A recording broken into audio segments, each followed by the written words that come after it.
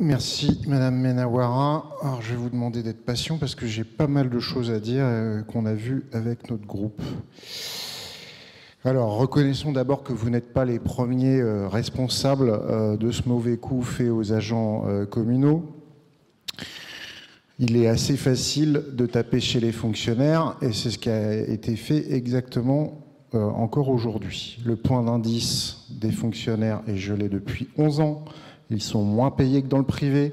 Ils ont des obligations de service souvent supérieures et pourtant tout le monde a vu à quel point ils avaient été en première ligne pendant la crise sanitaire. Le gouvernement a en plus tenté, par la loi de transformation de la fonction publique, de faire passer les agents communaux, les agents des collectivités territoriales pour des feignants. C'est tout simplement scandaleux. Dans le droit du travail, pour le secteur privé, il existe ce qu'on appelle le principe de faveur. Même si les lois travail successives de François Hollande et d'Emmanuel Macron les ont quasiment mis à bas.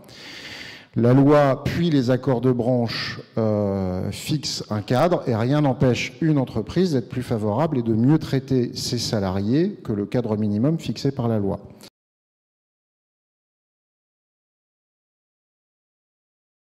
Il existe une seule possibilité, et elle est elle-même en soi contestable, pour augmenter le temps de travail sans augmenter la rémunération. Ce sont les accords de compétitivité mis en place par Nicolas Sarkozy, puis Emmanuel Macron. Mais ils impliquent un accord majoritaire des salariés et de leurs représentants syndicaux après négociation. Ici, le gouvernement d'Emmanuel Macron n'a négocié avec personne. Il a imposé l'obligation par la loi, votée grâce à sa majorité LREM à l'Assemblée nationale, imposé que les collectivités territoriales soient obligées d'augmenter le temps de travail des agents sans rémunération équivalente.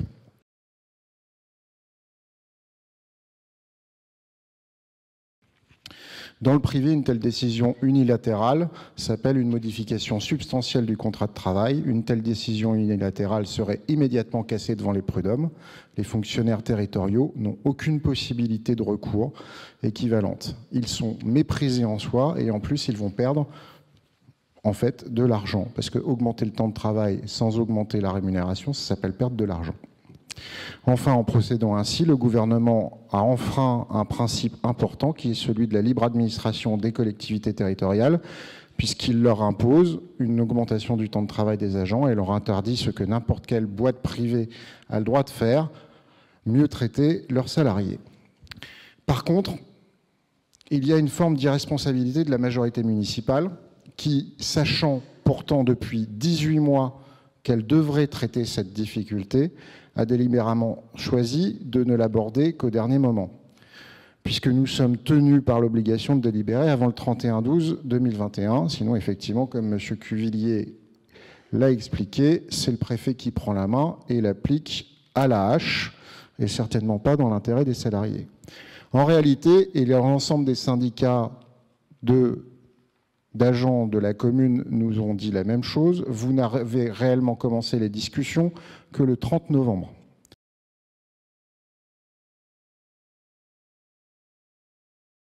C'est donc soit irresponsable, soit, et c'est plus probablement ce qui s'est passé, c'est volontaire, ce qui constitue un véritable mépris pour nos agents communaux, leurs représentants syndicaux et pour le dialogue social.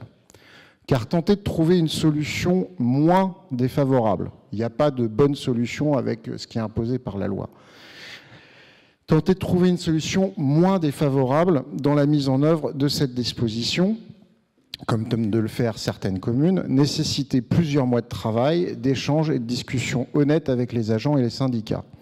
Ce travail ne pouvait être fait pendant une campagne électorale, et sans vous dire que vous deviez ou pouviez y consacrer les 18 mois depuis lesquels vous êtes à la direction de la commune, engager ce travail voici 6 ou 7 mois était indispensable.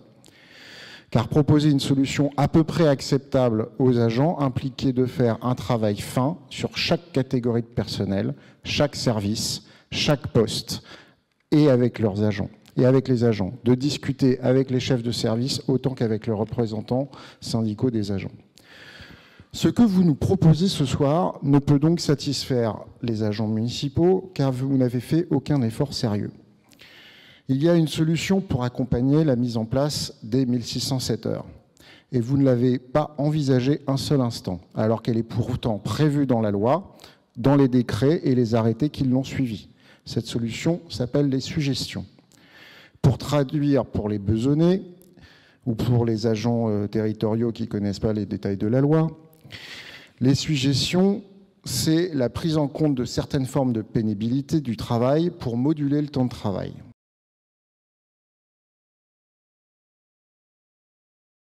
Alors vous me direz, ah, mais c'est pas possible, Madame Hidalgo, en demandant des suggestions pour tous les agents parisiens, c'est fait débouter.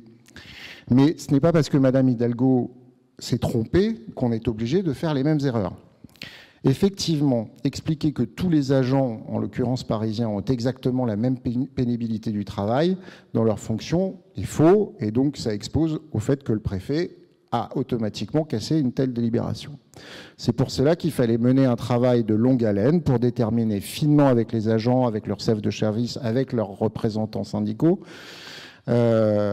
qui pouvait revendiquer la mise en place de ces suggestions. Port de charges lourdes, travail en extérieur, travail décalé, travail fractionné.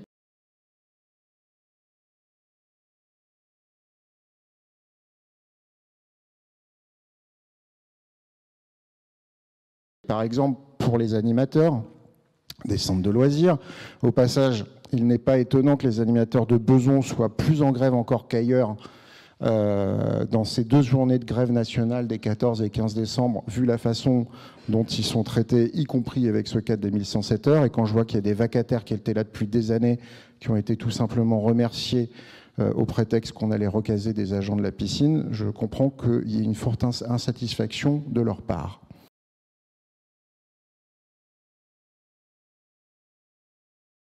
Donc en ne discutant pas cela, en ne prenant pas le temps nécessaire pour le faire, vous avez démontré de l'indifférence aux conditions de travail de nos agents communaux.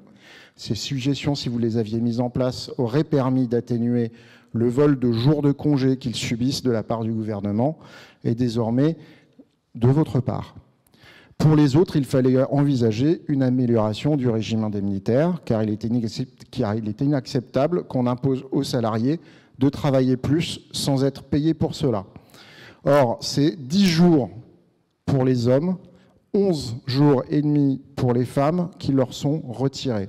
Pour un agent à temps plein à 1 400 € par mois, ça représente quelques 560 € par an. C'est presque un loyer.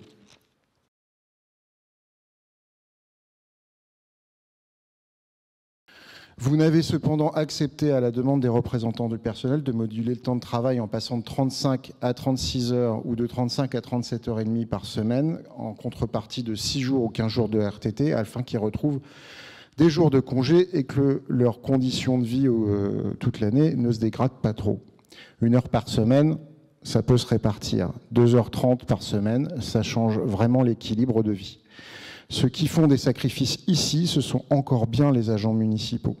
D'autre part, dans le protocole que vous nous soumettez, rien ne permet de savoir quel agent passera à 36, quel autre à 37h30. Évidemment, vous n'avez pas fait ce travail en amont, vous nous l'avouez même, on verra plus tard. Or, ça doit être mis en place dès le 1er janvier. Les agents ne savent donc pas sur quel pied danser à 2 semaines de l'entrée en vigueur de la mesure.